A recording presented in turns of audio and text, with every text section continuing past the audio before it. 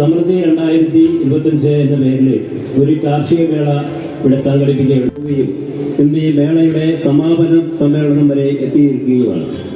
ഈ മേള തികച്ചും കരകൗശലപരമ്പരയെ സംബന്ധിച്ച് ഒരു വൻ വിജയമാണ്.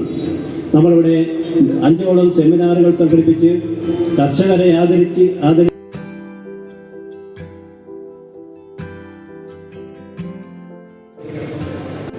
വളരെ മനോഹരമായിട്ട് 2 ദിവസം നീണ്ടു നിന്ന ആ കാര്യപരിപാടികൾക്ക് ഇപ്പോൾ ഏകദേശം സമാപനം കുറിക്കാനായിട്ട് നമ്മൾ ഒരുങ്ങുകയാണ്.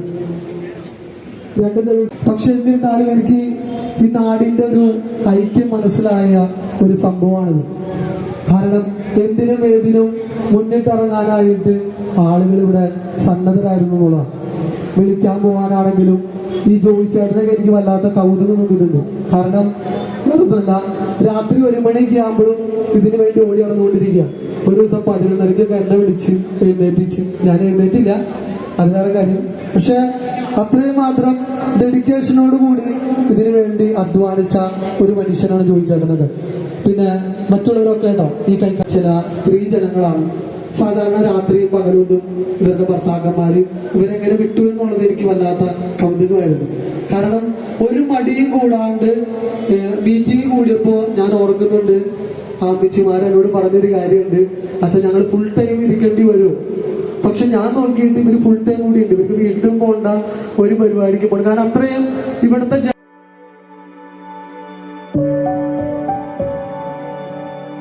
വേദിയാണിത്. കർഷകരോടുള്ള നമ്മുടെ കടപ്പാടും സ്നേഹവും അറിയിക്കാനുള്ള ഒരു അവസരമാണിത്.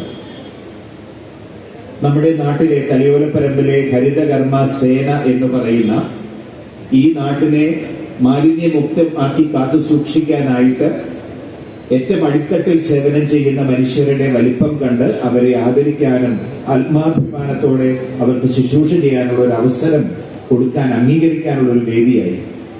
അതുകൂടാതെ നമ്മുടെ മേരിക്കും മറ്റൊരുമുണ്ട്. മേരി തളരാതിരിക്കാനുള്ള ഉത്തരവാദിത്വം മറ്റു 2 പേർക്കുമുണ്ട്. മനുഷ്യവ്യക്തിയെ സൂക്ഷിക്കുന്നത് പോലെ ഈ ചെടിയും കൂടെ നമ്മൾ പരസ്പരം സംരക്ഷിക്കാൻ തുടങ്ങിയാൽ പ്രതീകാത്മകമായി നമ്മുടെ കൃഷി നമ്മുടെ ജീവിതമായി മാറും.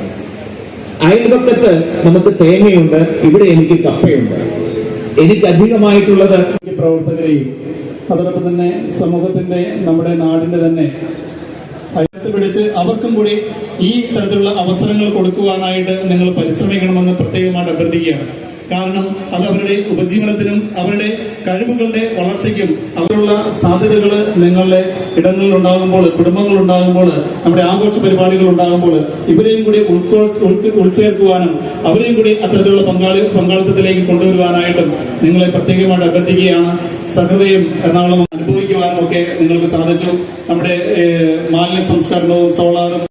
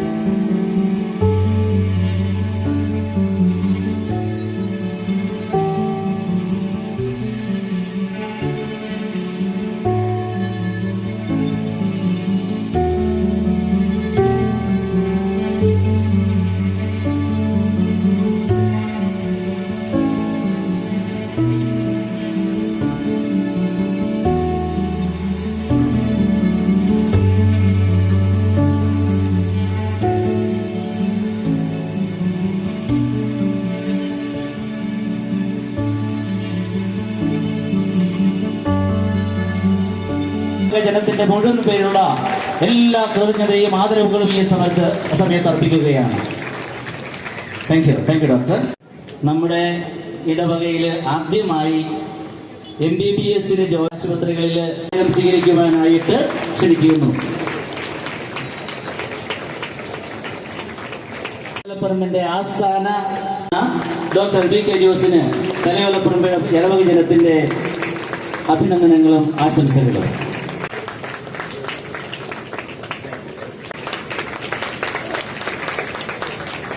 അന്നമ്മ വർഗീസ് ായിട്ടുള്ള നന്ദി ഈ അവസരത്തിൽ ശ്രീ വിൽസൺ വേങ്ങയിലിന് സമർപ്പിക്കുകയാണ്.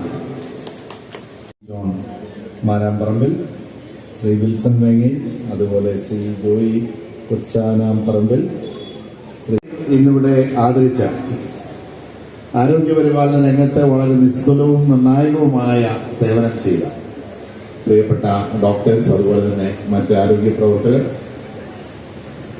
ഇതൊരു കാർഷിക വിപണന മേള എന്നുള്ള നിലയിൽ ഇവിടെ കർഷകരും കാർഷിക മേഖലയുമായി ബന്ധപ്പെട്ട് പ്രവർത്തിക്കുന്ന പലരും ഒട്ടേറെ പേരുണ്ടാവുമെന്ന് എനിക്കറിയാം.